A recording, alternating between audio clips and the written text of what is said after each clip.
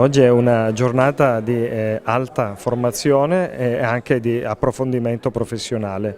In pratica parliamo di scena del crimine, ma forse è un po' anomalo parlare come polizia locale, lo capisco, di scena del crimine. Non abbiamo la presunzione di essere diciamo, gli investigatori scientifici, anche se in alcuni casi le circostanze ce lo richiedono, e mi riferisco al caso degli incidenti stradali mortali, dove ormai è un omicidio a tutti gli effetti, l'omicidio stradale, e quindi dobbiamo avere quelle competenze e quelle professionalità per poter offrire alla magistratura elementi validi per poi andare in giudizio. Ma soprattutto vuole essere una giornata di consapevolezza, perché l'operatore di polizia locale, essendo la polizia di prossimità e la presenza capillare sul territorio, è quello che si dice il first responder, cioè siamo quelli che facciamo il primo intervento, e per cui quando arriviamo su una scena del crimine dobbiamo capire di che cosa si tratta e dobbiamo soprattutto capire cosa poi devono fare i colleghi della polizia scientifica che arrivano dopo. Quindi dobbiamo cercare di non inquinare o disperdere le prove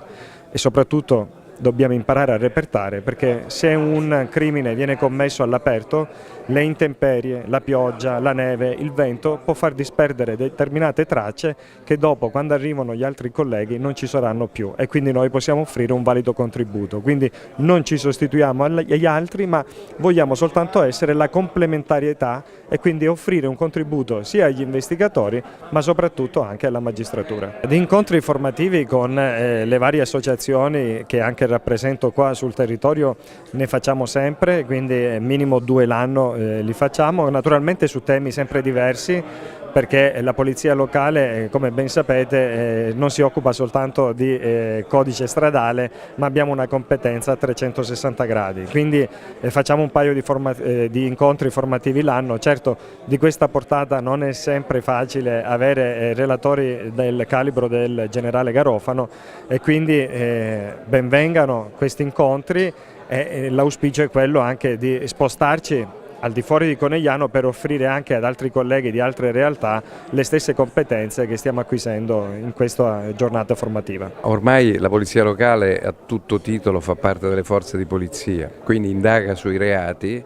e trasferire loro la necessità di procedure corrette per intervenire sulla scena del crimine in modo tale da documentarla e preservarla significa poi avere delle tracce e delle possibilità di dare delle risposte ai cittadini, nel senso di poter fare giustizia.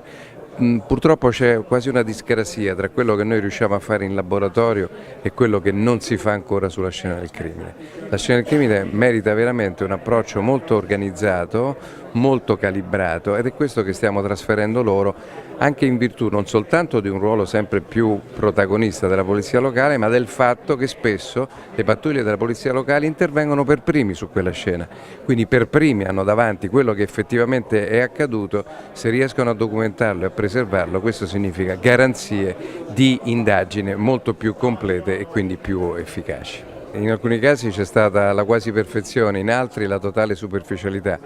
e questo si ricollega a quello che dicevo prima. Nonostante la tecnologia e la scienza ci hanno trasferito delle modalità di intervento molto più cadenzate, molto più anche organizzate, spesso quella scena del crimine, dico spesso, dico anche attualmente, ed è questo il motivo per cui stiamo facendo questo tipo di corsi, spesso quella scena non viene rispettata, e quel primo intervento fatto dalla miscellanea di soccorritori e primi pattuglie delle forze dell'ordine crea una devastazione, una contaminazione dalla quale intanto è difficile desumere effettivamente che cosa fosse originariamente presente, dall'altro c'è il problema anche della contaminazione di alcune tracce e quindi dell'impossibilità di assegnare in maniera precisa anche la paternità di alcune. Si immagini quando si parla soprattutto di DNA, elemento scientifico che è sempre più sotto discussione, ma giustamente, perché quella traccia deve appartenere effettivamente a chi l'ha lasciata